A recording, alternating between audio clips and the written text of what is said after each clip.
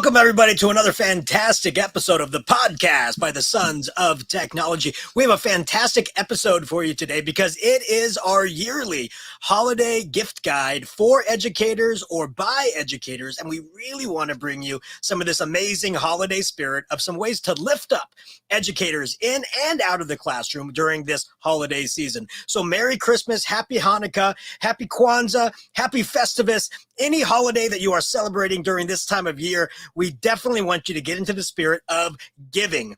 And also, hey, why not receive something by saying, hey, these are the things that I want. So we're going to be talking about gifts inside the classroom and outside the classroom to bring joy to educators' hearts. But before we do, let's go ahead and introduce ourselves here to everybody. So I will start. My name is Joe Marquez.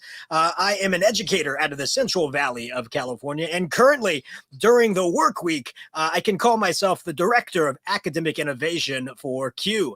And as always, my partner in innovation, Kyle Anderson. Kyle, please introduce yourself. Yeah, Festivus for the rest of us. Yes, I am Kyle Anderson. I am a special education teacher out of Las Vegas, Nevada. You can find me on Twitter at Anderson EdTech. Same thing with Instagram. I've got a neglected blog at andersonedtech.net. And then I've also got a book called To the Edge, Successes and Failures Through Risk-Taking. That's available through EduMatch Publishing and then also on Amazon and Barnes & Noble. Which I'll include with other great books here later in the episode. I will shamelessly plug that one a couple times during the episode today. So, but we also have guests with us today joining in on our holiday gift giving guide. We got our great friend from the True North Strong and Free, Jen Giffens, joining us. So, Jen, go ahead and introduce yourself, please. Hi, everyone. I'm Jen Giffen. I am coming to you from just north of Toronto, Ontario, Canada. We do not have snow. Kyle asked me. We did, and it's melted, but it's coming back. It is coming back. It's been it's been mild for us. I am a teacher librarian in a high school. I've been in this role for a couple of years now. Before that, I was a digital literacy consultant. And before that, I call myself a recovered high school English teacher. I did some mostly English, but also a little bit of math, some special ed. And this is my 21st year of teaching. I can be found at Virtual GIF. That's a hard G on all social media. I'm on Instagram. I'm on Twitter. I'm even on the TikToks, although that's a little bit neglected and mostly me and my family just trying to figure out how to do fun transitions and such. Well, so thanks for having me. Jen, you're going to have to explain me what this snow is. I've heard of the myth of snow, but I don't know if I've ever actually experienced it, except in the mall. But it seems like fluffy cotton. Is that what it is? Yeah, it's, you know what, it molds together often more nicely than that fluffy cotton does, but your fingers get really cold afterwards. So it's similar, but not quite there. Like imagine if your rain turned to dust and then fell and blanketed you in feet of that for about 2 months every year, and then freakishly comes back in May for a week. That's pretty much what winter is like up here. That's funny. I have a friend that says, think of snow as like the gift from the sky that is saying, here's work for you to do. Yeah. Shoveling out of your driveway. It is true. It's true. We shoveled last week. We live in an area with some people who are a little bit older, so we shovel 3 other driveways around us. But you know what? It's a great way to build character for kids. So I have 3 boys. They're 11, 9, and 9, and we go out with our snowblower and we each have our own shovel and we just do good around the neighborhood, and it shows them the power of community and being neighborly. So I do love snow for that. It's also one of those things that says that here, your commute's not hard enough. Let's make it a little bit tougher for you. So growing up in snow myself in Michigan, that was always delightful, where your typical commute that maybe say 20 minutes could take an hour and a half sometimes because of that. So, and I have dug a car or 2 out of a ditch before as a result of said snow. So now our other guest that's here with us is Tyler Keefe. You live in a snowy area too, so you could tell us more about that. But first, let's introduce yourself, please. Yeah, I'm Tyler Keefe. I'm a technology integration coach up here in Nampa, Idaho. Prior to that, I was a 5th grade teacher for 13 years. And snow is amazing. It is not snowy outside right now. We have a lot of fog. And as my son coined a few years ago when he was a little bit younger, the fog monster is out and about right now. So it's kind of fun and eerie out. and no snow this year yet. And then I did want to mention something. I don't know if it'll come through on the camera much, but I'm not exactly sure who is further north, me or Jen, because it's just that weird location where we're at, where Toronto and us. But I think you're like a hair further north than we are. But it's just one of those fun things. And one fun little story about the snow, as Kyle was mentioning it, I went snowboarding. Last time I went snowboarding was about 5-10 years ago. I can't remember exactly, probably for a reason. But last time I went, I was going down the hill and I hit the chairlift because I couldn't stop. And so since then, I haven't gone, and that's probably why I can't remember exactly when that was. But it's fun to reminisce about, and I've heard many stories of that day. I just can't recollect them very well. And I mean, those are amazing. I mean, just hearing about this mythical snow is just amazing. And so I have to drive up the mountain quite a ways to even see a little bit of it. I remember, Kyle, I was coming to see you with John Carippo as the passenger in my car. We're going to go up to do a training at your school when you were up in Reno. And John and I were talking, and then I get to this area called Donner Pass where it just starts snowing heavily, and my tires start slipping. And John's talking about all this stuff, and I'm just thinking, don't die, don't die, don't die, don't die. So that's one of my experiences with snow. But snow during this time of year means holiday season, right? And during the holiday season, the gifting for educators is a great thing to think about, whether there's an educator in your family or an educator on your staff that needs a little pick-me-up, or you're an administrator and are looking to give your staff a quick thank you for this half of the year. So those are the things we want to talk about. But I want to talk about this because I posted on the Twitters, hey, what are some great gifts for educators, or what is some favorite gifts that you've received? And in that talk track, as educators, right, they all the responses instantly reported over to what their students had given them. And that really wasn't a thought in my head. It's like, oh yeah, during this time of year, teachers begin receiving gifts from some of their students. And I thought back to myself going, man, I don't remember receiving a lot of gifts. And being now a parent of a kindergartner, so this is my first foray as a parent in the education system. My wife says, "What gift are we going to give Mrs. Jackson?" I go, "What do you mean?" She goes, "It's the holiday time, and we give a gift to our daughter's teacher." I'm like, I didn't even think about that. And so my wife got a monogrammed tote bag for our teacher, and she got that made, and we have it, and it's all ready to give. And I started thinking, how is it in elementary school? How is this gift giving in elementary school? And I started thinking about it because, I come from the secondary realm. There's one teacher in elementary school. Right. And maybe you'll give a gift to the principal to get on the good side of the administrators. Right. But mainly the teacher gives the gifts. And if you have the means as a family, I'm not saying by all means you have to give a gift to your teacher, but if you have the means as a family and the want as a family, it's easier to give a gift to one singular teacher. And that's what happens in elementary school. So Tyler, being from elementary school, is that thought kind of reality? Is that a thing? Do you see more gift giving in like an elementary setting, like your staff members receiving gifts during this time of year? Yeah, and it really depends on the grade level within the elementary school. Because I have seen our kindergarten teachers, like they have to bring in some luggage, to be able to just wheel everything out, or they're asking the custodian for the push cart kind of a thing. And then by the time they got to me in fifth grade, I might get a couple little mugs or, something like that. But over the years, I've definitely received quite a bit of gifts. Some are the dinky, like I was saying, the mugs, the candid mugs, but I have got a few homemade items, and those are the ones that I honestly still have to this day in my classroom / collaboration room, which I'm in now. And they're fun. They're fun to reminisce on. And it's cool to see, but I do remember a couple years where I didn't get squat. And then I had this thought in my head, like, oh, great, does that mean the kids hate me? Or, things like that. And then I realized, like, I had to step back and look at the situation around and realize, the demographics of my students. And then I was like, oh, okay, it wasn't, anything personal, because the following year after that, I went to a more affluent school and I got a ton of stuff, and it just didn't have as much meaning as the stuff that I would get that was, the homemade from the kids that just couldn't afford to go out and buy something.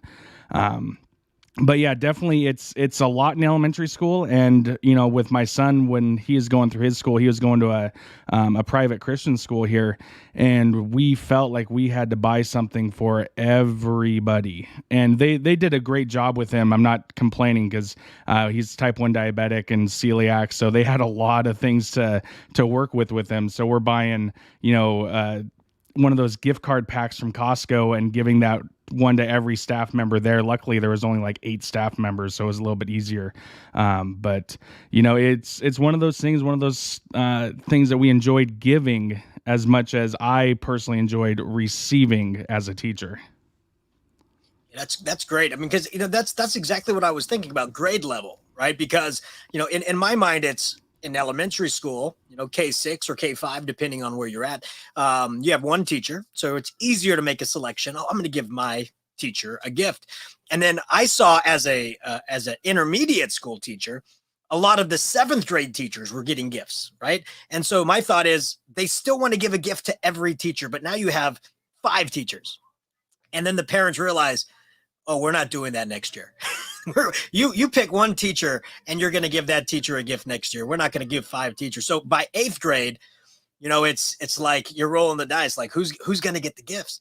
And then by high school, I think that's almost out the window, unless the students are working and then buying a gift themselves for the teacher, which can be extremely special when it's, a student's working and then buying you a gift for kind of thing. And I'm not saying you have to get a gift, and I'm not saying, gifts determine how well liked you are, but could you imagine being that teacher on campus, watching a teacher roll away with luggage of all these gifts, and you think to yourself, what's wrong with me? Right? You don't know anything from, and you're not going to complain about it. You're not going to sit your students down and be like, hey, now listen here. I see Mr. So-and-so across the hall is getting hundreds of gifts. You're not going to say that. So you think to yourself, I don't know what's going on. So that could be a little SEL issue coming into the holiday season.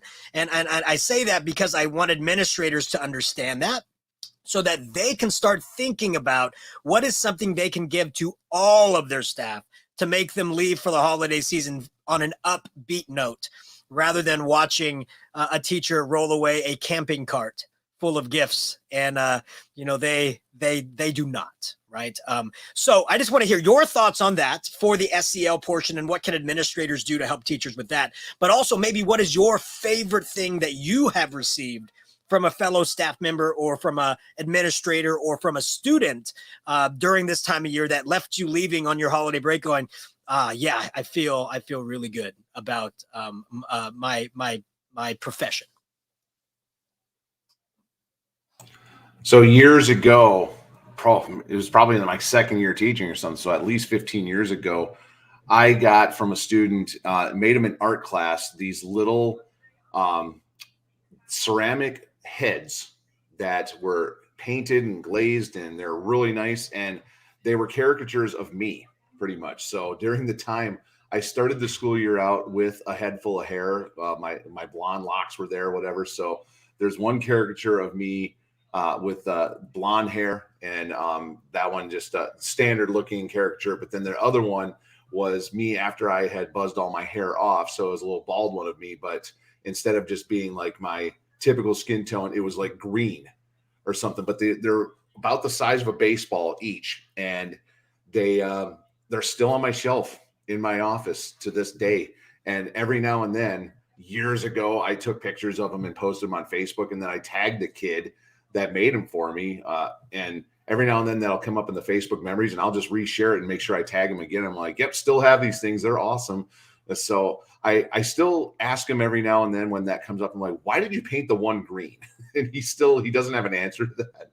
But no, those are really cool that he made those for me. And then, you'll get the gift cards. Those are always nice. But the gift cards, that you don't remember those as much as you do something like these little ceramic caricatures. that were made. But in general, though, like as a high school teacher, I don't get a lot of gifts because, like you were saying, Joe, like students where they've got 6 to 8 teachers, it's just kind of not a thing in high school anymore. And even when students are giving out gifts, there's teachers that I've worked with where, yeah, they'll get tons of stuff from different kids. And I don't typically get a lot of stuff, but I don't take it personally. I'm not like the really like, I don't know how to say this. So I'm not the teacher that every kid comes running to, like whenever they need something. But I'm also not the one that they avoid though either. So I don't take it personally that they don't get me anything. But at the same time, though, I'm not 100% comfortable accepting gifts though either. So because especially working in schools where, like Tyler, you were saying, where more of a lower income type school. So I'm just not comfortable when a kid gives me stuff sometimes because that's something that they could have spent that money on a gift for their own family or for something else. So, but the one thing I will never say no to that kids in my career have done is they've always brought me food. So food that their family has made for the holidays. So especially a lot of my students, their families are from places like Mexico or Central America. So I have gotten to eat a lot of tamales over the years because that is a holiday food in those cultures. So, and when tamales are made, dozens of them are made. So then I've benefited from several of those showing up at school. So I will never say no to those because those are always absolutely great. Yeah, food is the gift of love, and tamales, because every year my family, we make tamales for the new year. It's considered good luck to unwrap a tamale or tamal, and the work put in to make those, that's to give those away is love. Because I remember we made like 100 one year, and my wife was like, let's go around to the neighborhood and give everybody a dozen. I'm like, give them away. You know, much work we put into these things. But it's the love, right? So I love that story because even on Twitter, tamales were one of the number one responses on gifts being gifted to them, and they loved them. So everybody listening out there, teachers love tamales. Teachers do. Teachers love tamales, right? TLT. So Jen, what about you? What is something that you've received that really brought joy to your heart from a staff member or student or administrator? I have 2 or 3 little things from students, former students. One I actually just unwrapped again last night. I coached cheerleading for a number of years, and 2 of my cheerleaders and one of my very first teams, and this is like 17, 18 years ago. They're now both married with kids. I follow them on social. Gave me this little reindeer cheerleader, and she's adorable, and she's like cute little skirt, and every year when I put her up onto my tree at Christmas time, I remember that. And I remember like it was our, the beginning of that program, and it created such community in that school. It gave a place for a lot of students who wanted to be involved in athletics, who didn't really have a place on like a soccer team or a basketball team. Like cheerleading is sort of a different thing, especially for a lot of girls to do who like have that dance background, but want to stay active, and they do it and they can get, their school letters and that sort of thing that way. So that reminds me a lot of that. I also, in my second or third year of teaching, I received a punch bowl, like full on punch bowl with the cups and everything from a student. And it was sort of one of those that came from like I don't want to say like a dollar store. It wasn't like a Dollar Tree thing, but it was obviously like some sort of like store. It wasn't like a big, huge crystal bowl. It's not acrylic. It actually is glass, but I only use a punch bowl like a handful of times a year if I'm lucky. And every time I pull it out, I think of Ariel, the girl who gave it to me. And I think, what a cool gift to give. Like, who would ever even consider it? Like, for all I know, it could have come from her basement. It was like, oh, we want to give something to my teacher, which I'm a huge fan of the regift. And I actually, when we get to like sharing things with your department, this is what I want to do, like reduce, reuse, recycle. One man's treasure is another man's, or trash is another man's treasure, whole idea. I also, now as a librarian, I've had a number of students bring me books and say, this is one of my favorite books, Miss, and I'd like to share this with you. And I find that so heartwarming because what I love most, my favorite gift, are the cards. And when students take time to write something in those cards, and whether they're really little and can barely write, up to, my seniors who are graduating, that is what comes with me. So any book that I can get that then they've, inscribed it to me and I can add it to my library is just, that's like a French kiss. Beautiful. I love that. Love it. Love it. Tyler, what about yourself? It's hard to think about things over the years what would be the best thing. One thing that really comes to mind, and it's the oddest thing because I wasn't going to go down this road, but then as you guys were talking, I'm like, no, it actually makes sense. We would do Secret Santa, as everybody probably does. And this one year I was getting nothing, and I signed up and I went like full bore to the person that I had and was trying to be as personable as awesome as I could be. I lost words there, but basically I'm giving all this stuff out. I'm getting nothing. I'm like, what the crap? Like, did they forget to put my name in the hat? Oh, that kind of a thing. And then it comes to the last day, I get this little note that says, meet me in the parking lot. I'm like, okay. And so found out who the teacher was. Yeah, it wasn't for a fight. But found out who the teacher was. And she's like, I was going to give you this, but I really couldn't inside the building. And she came out with a custom flask and a bottle of whiskey as my gift. And I was like, okay, that makes sense. That makes up for all the other days. And it's a flask that I still have. And I don't use it, because, who would actually do that in the school. But, it's on my shelf, and it's a fun reminder of that. And she's long past, different school, different town.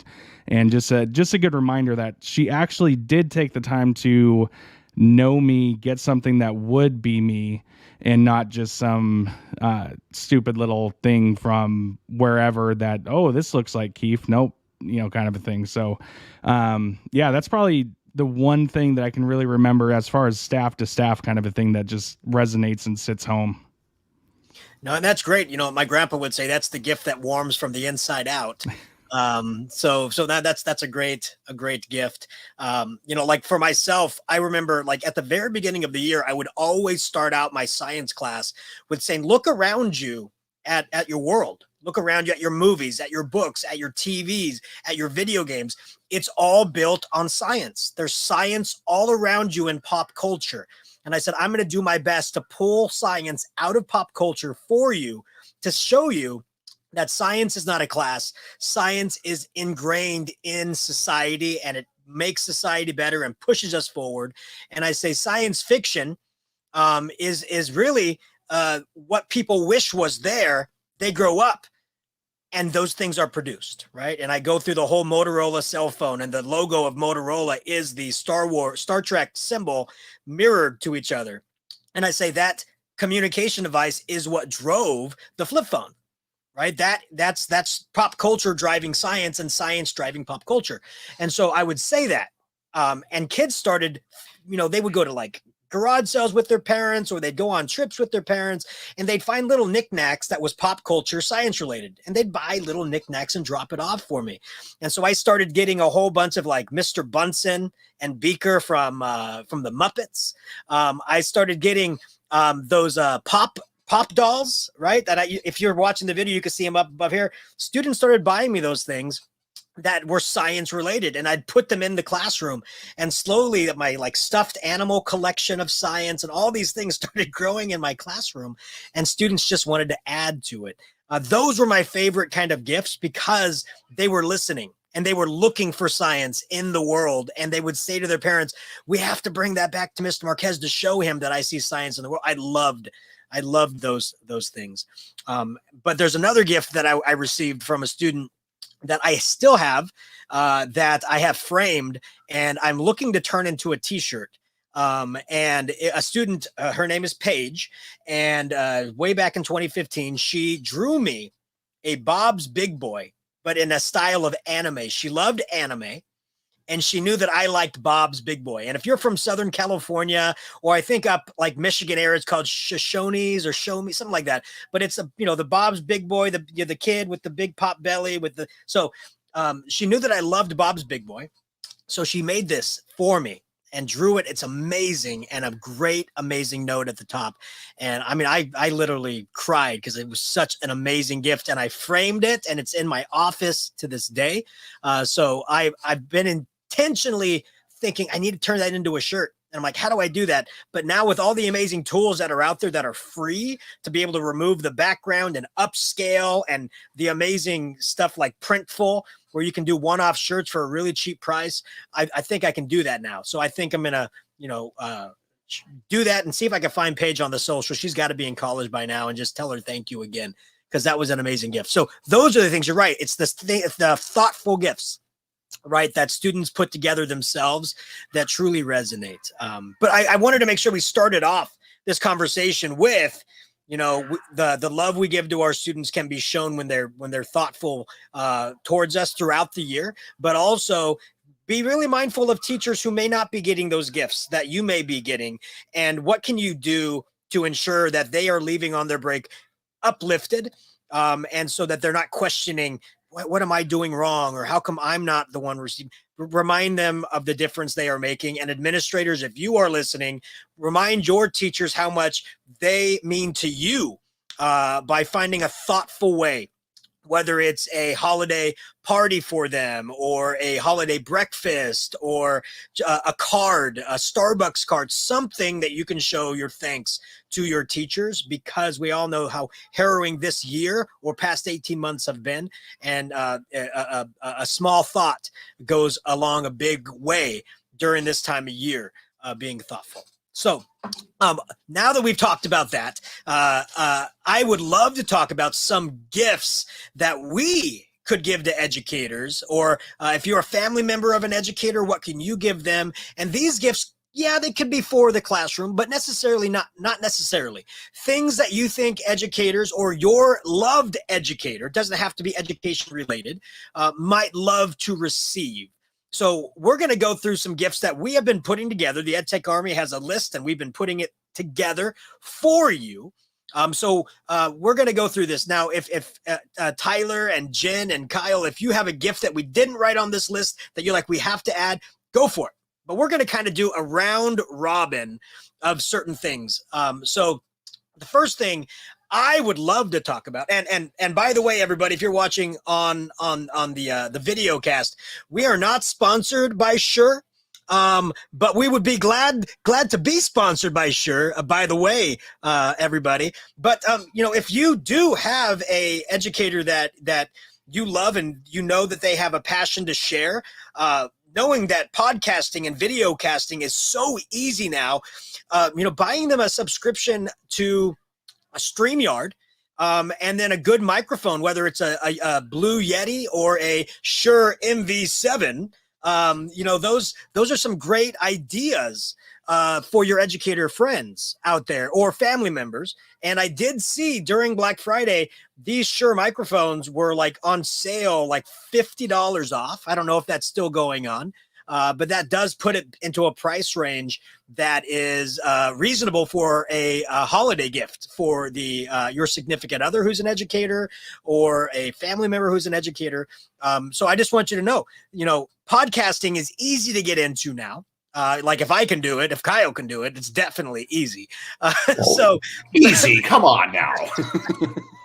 But if you're looking to really inspire your fellow educating teacher to share their knowledge and talents and love of education, encourage them to start their own podcast, video cast, and get them some good equipment like the Shure MV7 microphone. Sure, if you're listening, just letting you know. So that's my first recommendation to everyone, because I think that's uplifting and letting educators know that they're valued and their voice should be heard. I think that's a very, very powerful gift. Yeah, and I did notice this a little bit earlier. The three of you had these Shure microphones, and here I am with my Blue Yeti. So I did feel a little left out, but I do love my Blue Yeti. It's a really good microphone. But I'm going to stick with the tech for a second. And retro is cool again. And Joe and I, we both have a bit of an obsession, I would say, with vinyl. So I got into vinyl a few years ago, and I know, Joe, I'd been talking to you about it for quite a while. And I remember, in not so many words, it was, why would I buy that when I can just ask Alexa or Google to play it for me? Well, then Joe happens to get a record player for Father's Day, I believe it was. And now he is absolutely obsessed. I'm getting text messages several times a day of various records that Joe is picking up now at this point. So, but no, it's definitely something that I love. Music and vinyl records again. They're a thing again. And I mean, I started out with buying a handful of new presses because that's what record labels are doing now. But then also going to use record stores and just picking through the stacks and finding some absolute gems. Like I've got original copies from like the 70s of Boston's debut album. I've got Frampton Comes Alive that I found for like $1.50 at a used record store. And then I think I've got a Kiss record I found. So I've got all these old records I found, but now again, because record companies are putting out vinyl for new presses, I've got a lot of stuff. Well, and then you're also getting these companies that are doing like limited presses of these special edition colored vinyls where recently I pre-ordered a couple of Avenged Sevenfold albums that they only made 300 copies of these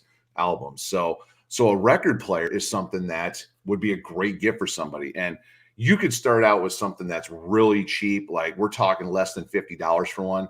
The sound's not going to be great on that $50 record player. But you could also spend $500 or more on a record player, but you don't need to do that. So a couple really good players that Joe and I have, the Audio Technica ATLP 60XBW, that's in the show notes. You're not going to remember that. So, and then the Crosley C6 is what I've got. Both good players, external speakers, you hook them up to them. And then mine has where you could do either a 45 or a standard record. You could switch between them.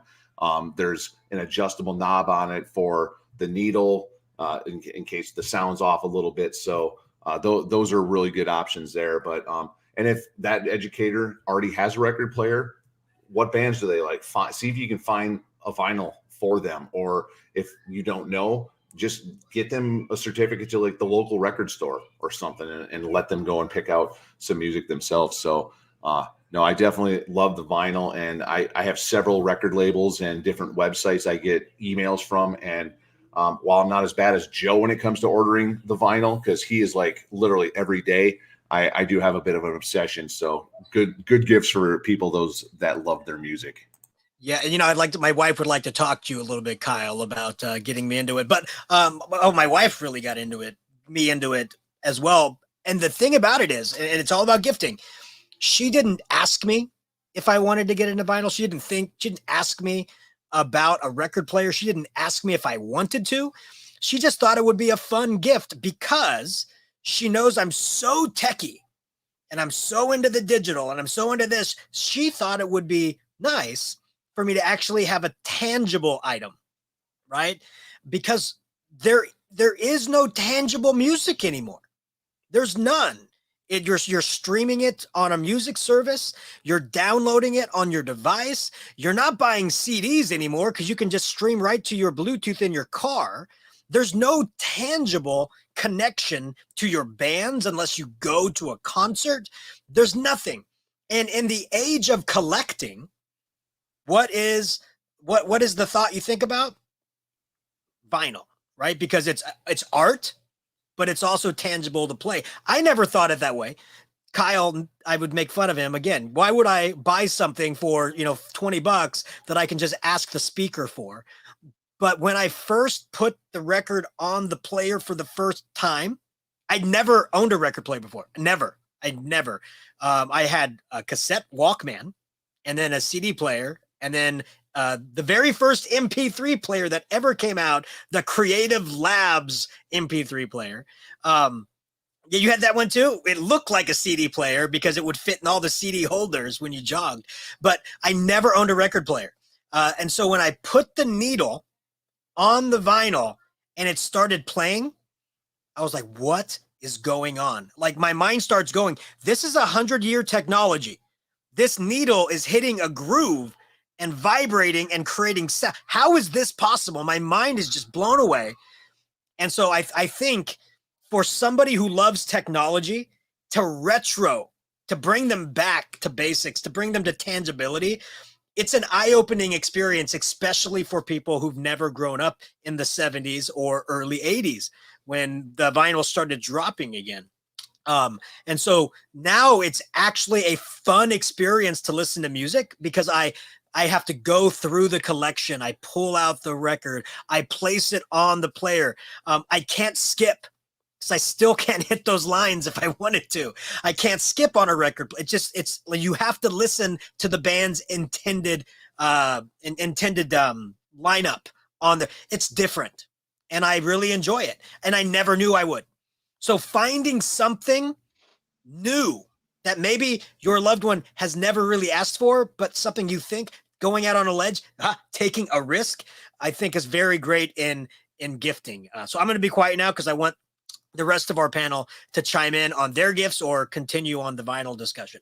I think with vinyl, I was a child of the 80s. I was born in the late 70s. So I had a record player. I actually just got rid of that record player in one of my reckless purge situations a couple of months ago because it wasn't really working. The needle was broken. It was a Winnie the Pooh brand one. It was like super high tech.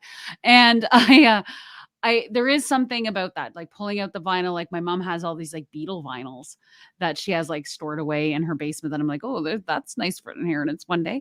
But it's also hearing it in the order that was intended. So I don't know if you heard, but Adele with her album 30, she was able to convince Spotify to take off that shuffle button. Did you all hear about this? Yeah.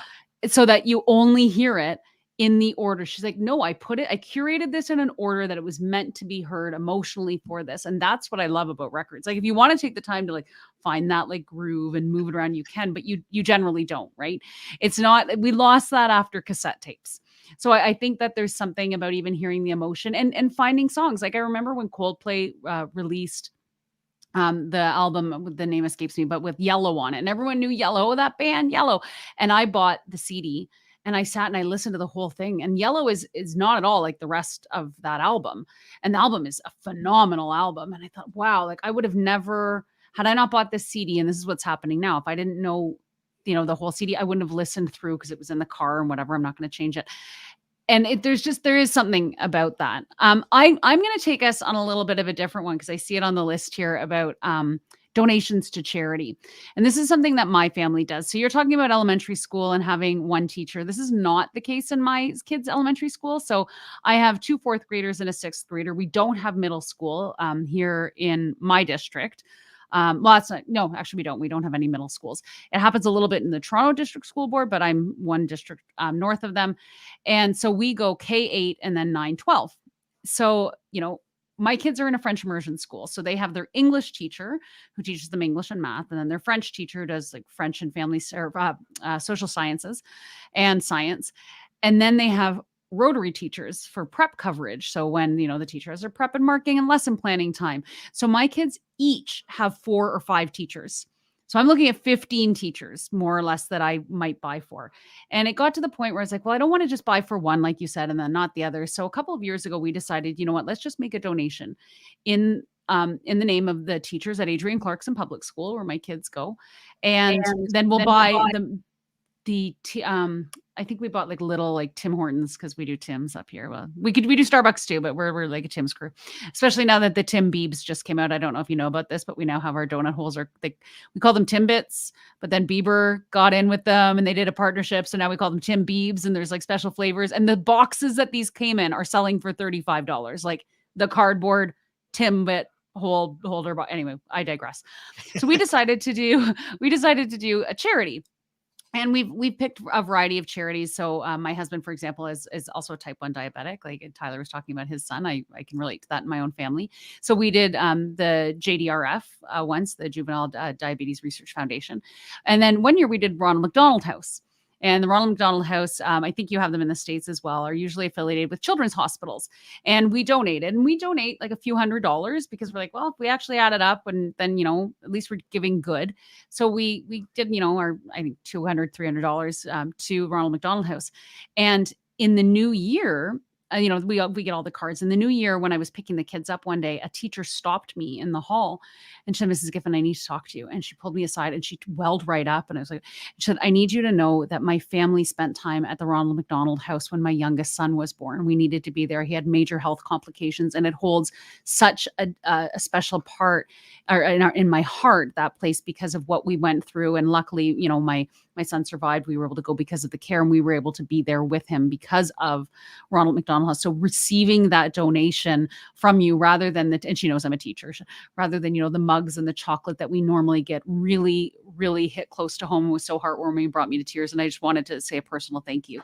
So even getting to know not only, our teachers and what they like, but what they support and what they believe in and donating to that. So we had like clean water funds here for Indigenous people. There's a lot of Indigenous land here that they are under boil water advisories, and there's clean water funds that you can donate to. And looking around, even at the initiatives for a school district, what do they value? What are your kids learning about that you can then take that learning home and say, we're going to do some research about different foundations or different organizations that support,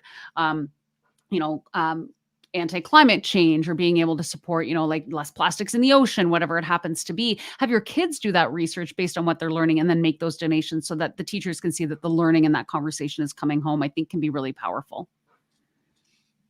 That's amazing. Yeah, I mean, I think I think National Giving Day was last week, but being able to give the gift of giving in the name of somebody else, like you said, that story about the Ronald McDonald House is extremely powerful. And again, that could be so much more emotional when knowing somebody knows that about you or has resonated with you. I think that's amazing, Jen. Tyler, what about you? What gift? Would you say an educator or yourself as an educator would really like to receive during this time of giving holiday season? Well, the one thing I was thinking about for this might come as a surprise to all of you, but it's a 4-letter word. It starts with an L and ends with ego. So Lego. And it's a fun hobby, and Joe has made fun of me many, many times about my Lego collection.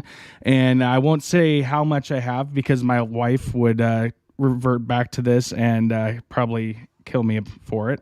So we're not going to talk about how much Lego costs. There are some really expensive sets out there, but there are some inexpensive ones. I was just at Walmart a little bit ago getting some things for my smoker, and we walked down the Lego aisle. My son, we just do it every time. And there's some, decent $10, $20 Lego sets that are just fun to build and fun to have and fun to play with. I know the Legos that I have, it's personally more for display, but also it's more about the build with my son. So it's that experience that we have together with that. And you can do so much with them, especially as an educator. I mean, you get a Lego set, you build it. All right, cool. Now let's figure out how to use those same Legos to teach with. And there's been a lot of really cool, innovative ideas with Lego, and especially with math and fractions and how to teach that stuff. So that's just kind of like a different side of it. But then it is a fun little thing to do in your spare time and have fun with. You can always take it apart and rebuild it every year, kind of a thing. So that's just kind of that in a nutshell. And I wanted to go a quick different direction because you guys were mentioning this retro things, and I did see on the list that there was the NES Classic and the SNES Classic on there. Those now are really hard to find, and they're kind of, there you go.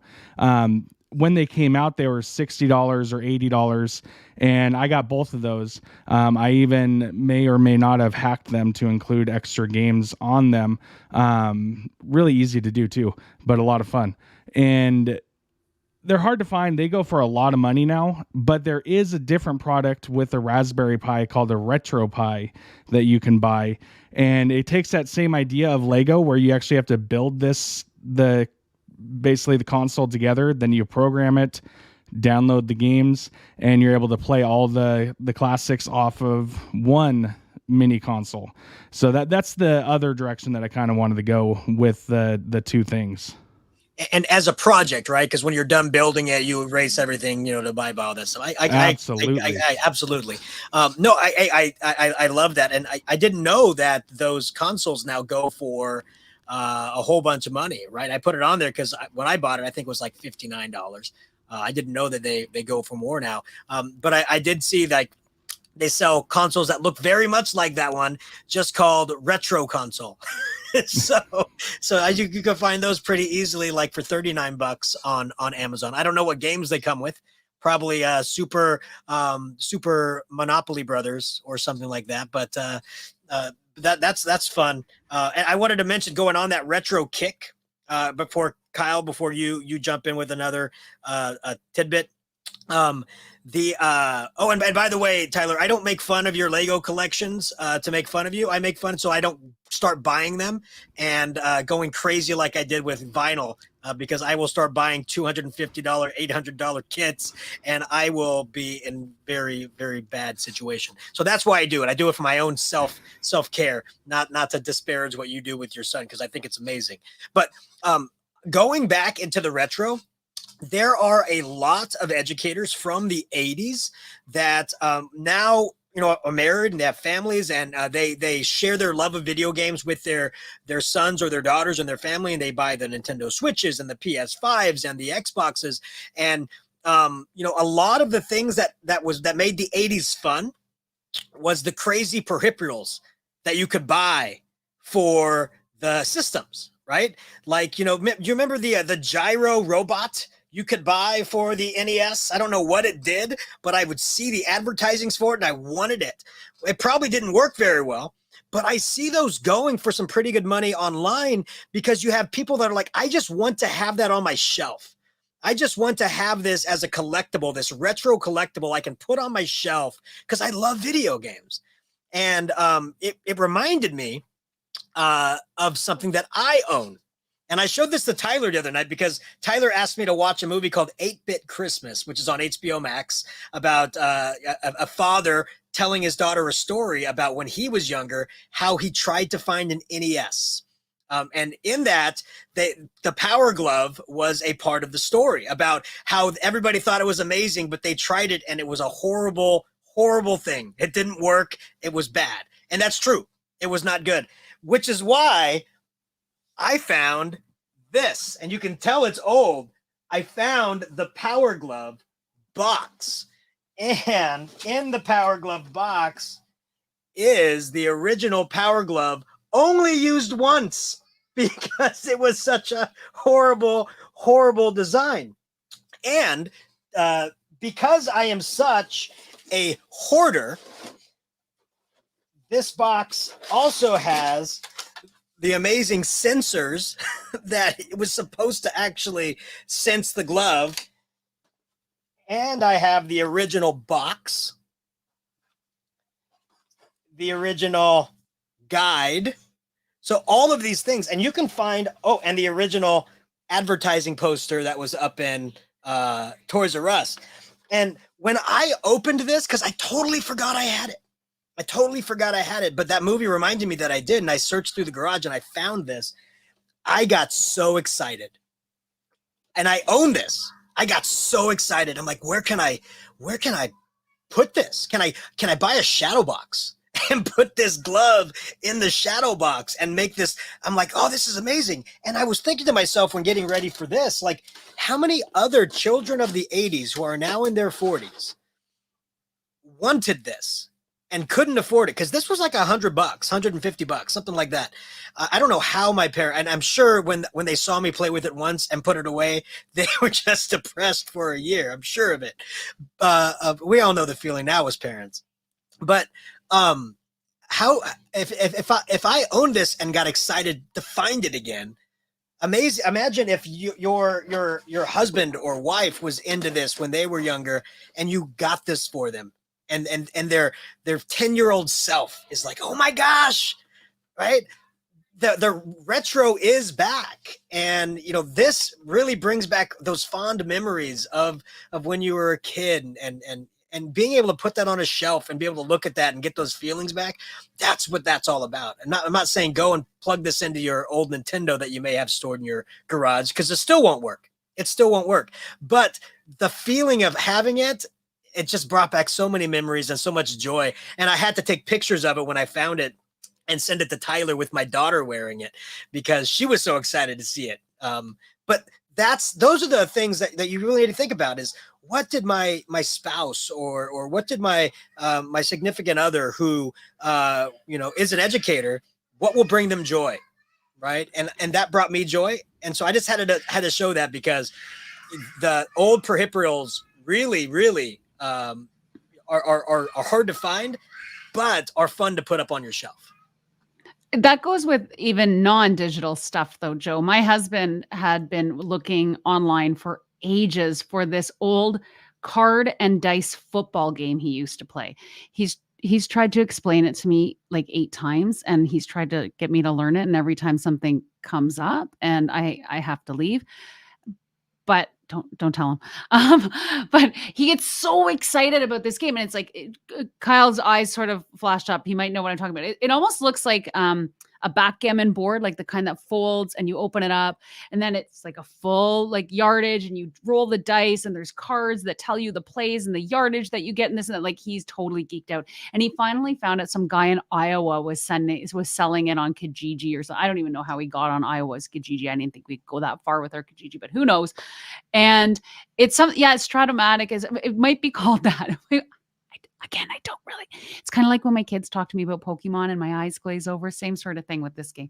But even things like that nostalgia game that we can get back to for teachers, like if you know the vintage in which they were born, like if you can kind of guess an age or something, we can get really fun novelty things. Like, just hit up a local consignment store. I'm all about reduce, reuse, recycle. I love getting regifts. When someone's like, we have a neighbor who has this, like, we love giant tacky blow-ups. We have them all over our front lawn. And a neighbor came a couple weeks, but just before Thanksgiving, was it our Thanksgiving? So it was October. And said, we have this thing that someone bought us to like be tacky and kind of funny, and we're never going to use it. Do you want it? We're like, yes, this is amazing. And what they find to be like gaudy, we're like, this is amazing. Let's put it on our lawn. So even things like that you might be able to find around, like the punch bowl I spoke about earlier, it could really maybe benefit someone else. Yeah, I think that game is Stratomatic, and they have a baseball game, and it's the cards and there's stats, and you roll the dice and you can determine what happens next in the game. You know what? I'm going to yell downstairs and ask them if it is. You guys carry on. I'll be right back. You got it. I remember vividly as a child, as a kid, my dad was deep into Stratomatic, and this was before there was any such thing as what am I thinking of? The stuff we were talking about earlier, where I'm losing. Fantasy. This was before fantasy football or fantasy baseball. And so you can own a team and you play against other teams with these cards, and the cards are the batting order. And one side of the batting order is, if you roll this is what you hit. You strike out, or this is what happens if you, on the other side, if you're on the defensive side, okay, this is what they're doing. They're going to do a squeeze play. Let's see if it works. And they roll the dice and it tells you if it actually worked or not. My dad would actually create seasons. He'd create seasons. He'd pick a team and he would play the entire season against a schedule he created. I think I married your dad, Joe. I think I married your dad. So Jen's my mom. But I would ask him, hey, what are you doing? Can I play? No, he would play both sides. He'd play both teams. And he did the football one as well. And he would go online when he found out about eBay. I showed him eBay back in the early 2000s. He would go and buy card sets that you couldn't buy. And he would go, it was hilarious. And he still has them.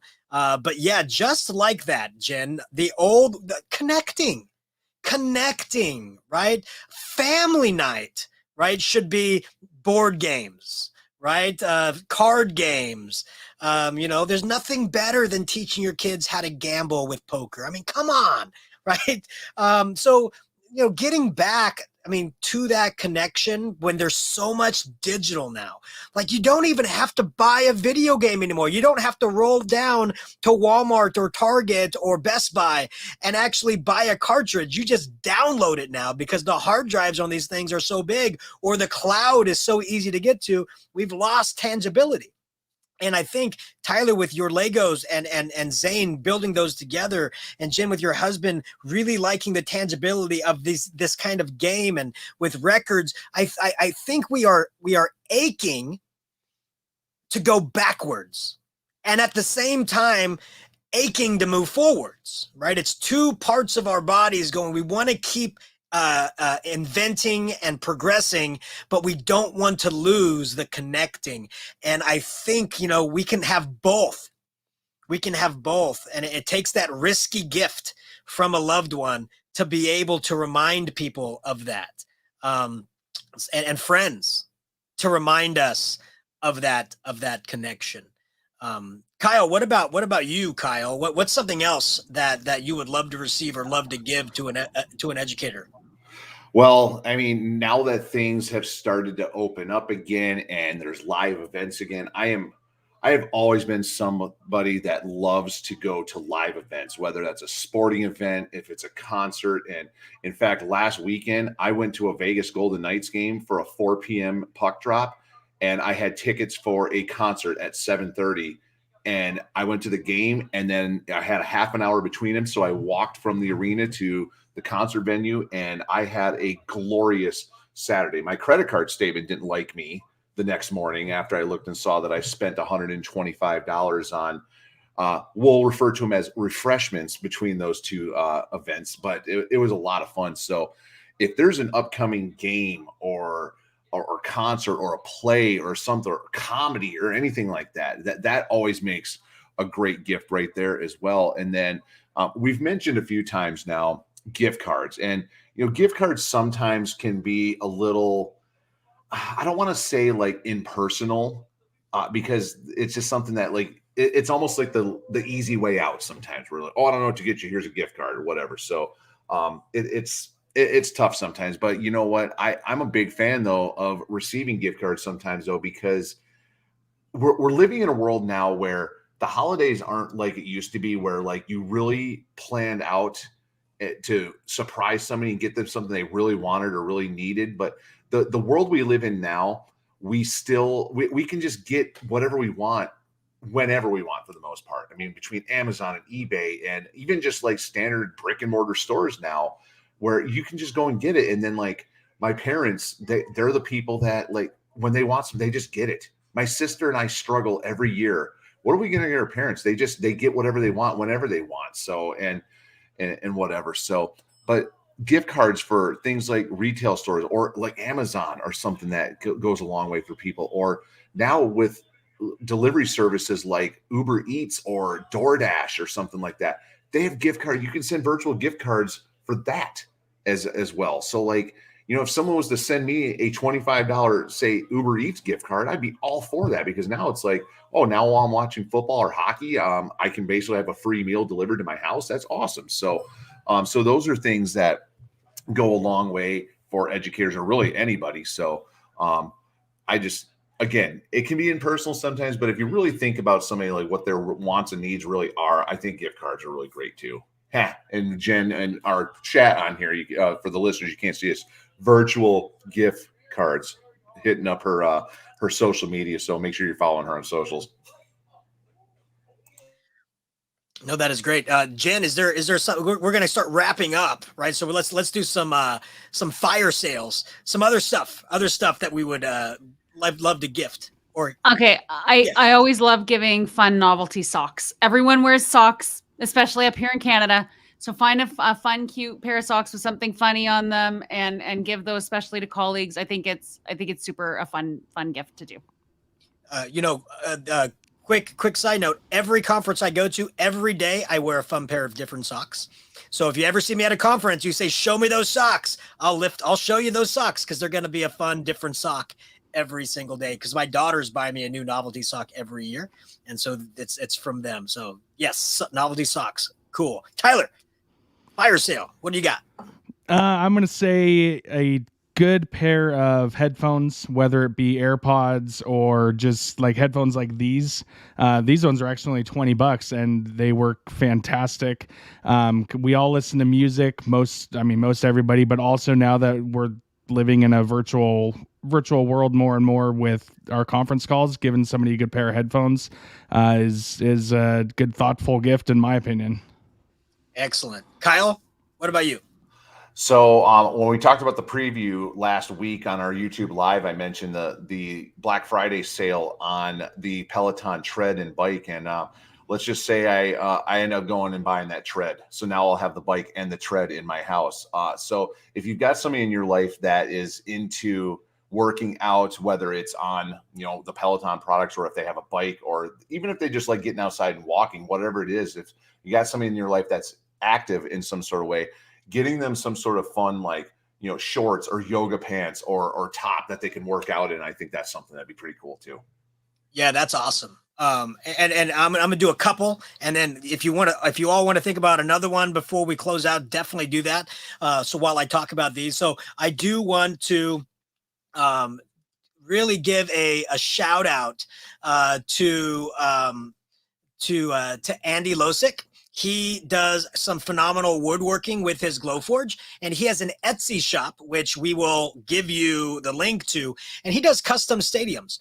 And, originally you think, okay, custom stadiums like your favorite football stadium or baseball stadium. Yes, he does all of those. But if you have an educator who is a coach, like a football coach for your high school or basketball coach, if you can find kind of those blueprint plans, just the basic plans, he can Glowforge build you a 3D replica of those of the field that he coaches on. I think that is phenomenal. That'd be a fantastic gift to give a loved one who is a longtime coach. So definitely take a look at his replica stadiums that he builds. We'll give you that link so you can take a look at that. Also, and I thought about John Van Dusen, who is a member of the EdTech Army, when I saw this, not his book. We'll talk about the books in a minute. Kyle, you can mention some of the great books from EduMatch and Dave Burgess Publishing. But I do want to talk about this fantastic thing that I saw follow on Twitter. This is a candle by JD and Kate Industries. And this candle is called the War of 1812 Scented Candle. And it's a custom-made candle, and it has the White House at the top, and the candle burns down the White House because in the War of 1812, the British burned down the White House. And so, Jen, you're going to get a kick out of this. I'm going to read you what it says. This is what it says on the candle. It's hilarious, right? So it says this: the War of 1812 scented candle features a tiny wax White House on its surface so that you can reenact the British Army's burning of the White House. The British also burned the Capitol, the Library of Commerce, Supreme Court, and Treasury buildings. But if you want to reenact that, you are on your own. The White House is modeled, and it looks like the pre-1814 White House rather than today's White House. And then it says this: we should also note that the British Army did burn Washington, but only after the Americans burned and looted the capital of Canada, as well as a bunch of other Canadian cities. But no one really ever talks about building those candles. I just found that hilarious. Where's my candle? Where's my candle? Exactly. Where are those candles, right? Yeah, I believe that the burning of D.C. was in retaliation for the Americans looting and burning York, which is modern-day Toronto. Correct. Yeah, so I just find it very tongue-in-cheek. It's great for a history teacher. I just found that to be amazing. Of course, it's sold out at the moment. Everybody wants this. And they have lots of other candles that you can give to an educator. A lot of great stuff like that. So I just wanted to give a shout out to that one. Does it smell like a burning home? Does it have that smell of a burning home? I don't. They do have candles that smell like certain things. I don't know what there's one on there that's a Joe Biden scented candle. I don't know what that smells like. There's a Ronald Reagan scented candle. I don't know what that smells like. So at least it's bipartisan when they are building these candles. So well, that's two of our oldest presidents in history, so maybe they just smell like old men. It just smells like mothballs and Old Spice and early dinner. So yeah. I'd like to know what a Justin Trudeau scented candle smells like. I don't know. So these are questions that need to be answered. And you can answer those by buying their candles. So the link will be placed in the show notes as well. And the last thing that I want to mention, I want to give a shout out to Max Cases. Max Cases has made what is called the eSports backpack, but it is just a great, phenomenal travel backpack for any educator that travels to conferences. It has a built-in USB charger for any phone or peripheral that can actually sit right here in this little mesh case. It has a couple different sections to put your laptop. One of them, if your laptop has like a fine metal finish, one of the cases in here is all felt. So it won't rub or scratch. It is just, I looked through this thing and I'm like, this is amazing. And the handle up top is metal steel reinforced, so it will never break off the top. And so I just had to give a shout out because I don't get excited about backpacks, except maybe when I was in junior high and I got my first JanSport.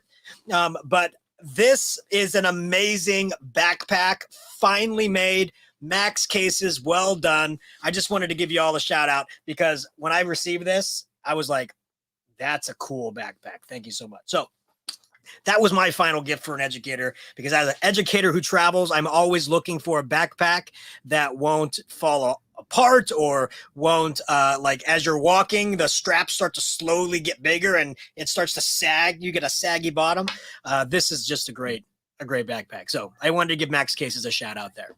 Well, and don't forget that Spring Q in Palm Springs this year is in person. So registration is open for that. So that would make a great gift for an educator. And then you could also contact us and get some cool Sons of Technology or Daughters of Technology gear as well. We always talk about stickers, but we also can get shirts and different stuff made as well. So if you're interested in an EdTech Army shirt or something, let us know and we can arrange for that as well. Absolutely. Custom for your color, and you tell us what you want and we will get it to you. Absolutely. Tyler, any final gift ideas before we start close this gift for another year? Yeah, I got one that was on the list and it hasn't been mentioned yet, but it's the Elgato Stream Deck. They can come in a small size to the like 30 different button one. Yeah, Joe's got it right there if you're watching live, but being able to customize the buttons, customize what it looks like, it really changed the virtual learning for me when I was teaching that. Now we're in person, but now that we're in person, I'm also able to use it when I'm presenting things to our staff without having to fumble over the keyboard, worry about a mouse. I just plug that thing in and I can use the hotkeys all day. Yeah, it's that Elgato Stream Deck is just so cool for not only when you're podcasting, but in the classroom. Like if there is a document you're constantly going to, instead of having to bookmark it or favorite it, you can actually turn a button into that document and it comes right up. You can program it. I have a set of buttons that are all my Google buttons. And so I can click to go to Google Classroom. I can click to go to a new Google Doc. It's just so easy and quick, visual and tactile. We're talking about tactile, right? Where you actually want to physically touch something instead of click something. That's what it does. So yeah, I mean, the Stream Deck, that's a great addition, Tyler, because I love it. I love it. Jen, any final gifts to throw out there? Yeah, if we're gonna go tactile, I'm going my tradition that I have every year with my mom. I always buy her a beautiful picture book, and I don't think anything can be better than a picture book. Any age, any person, you can find something. There's so many great ones out there. This year, I bought her Amanda Gorman's new picture book that she's created. I've done the What If books for a number of years, and just I love a beautiful image, and you can always find stories in there that resonate through time, whether it be for children or for people who are older. You can always get something out. I love picture books, and the librarian in me, it's gotta plug the books. Gotta plug the books. Tactile, right? There was a question somebody asked me the other day. Do you prefer paper book or ebook? And I said Audible. Because I don't, but definitely if it was between a ebook and a tactile book, I will take the tactile book every single day. But if I want to actually read a book, I have to listen to it because I don't have time to sit down and read. So Audible, that's another good subscription, another good gift. Give the gift of Audible, right? Amazon, are you listening? Okay. All right. Well, thanks everybody. Thanks for the EdTech Army here, giving all the peace of mind and all the different gifts that we can give to educators. But once again, probably one of the best gifts you can give is just the gift of thanks. Find an educator in your life and just say thank you so much for Jen just said, well, how about the Jelly of the Month Club? Yeah. That went well in Christmas Vacation, the movie, right? Yeah, insert 1.5 minute long tirade full of all sorts of colorful language right here. Yeah, do we have that? No, we don't. No. But just thanking an educator can really brighten their day. And hey, why wait till the holiday season to thank your educators? Thank them tomorrow. Thank them next week. Thank them when they come back. Thank them throughout the year because they are doing amazing things and amazing work. So please make sure you show your educators love, whether it's on campus or beyond. And if you instantly want to give a gift to a fellow friend or educator, why not give them the gift of subscribing to the Sons of Technology podcast? Because that's an easy button and an easy link you can give them now. So thank you so much, everybody, for listening. If we have missed a gift, If we have missed a gift, make sure you go onto the Sons of Technology Twitter channel at Sons of Tech EDU and tell us the gift that we missed. Or if you go to Joe Marquez at Joe Marquez 70, there's already a list that educators are creating. Just find that thread of educators and gifting, and it's a hashtag educator gift, and go on there and write the educator gift that we forgot to promote. Again, thanks to our sponsor, Sure. No, I'm just kidding. But hey, if you want, we can definitely do that. But thanks again for listening. Thanks again for being a part of the EdTech Army, and have yourselves a wonderful, wonderful holiday season and a wonderful, wonderful day.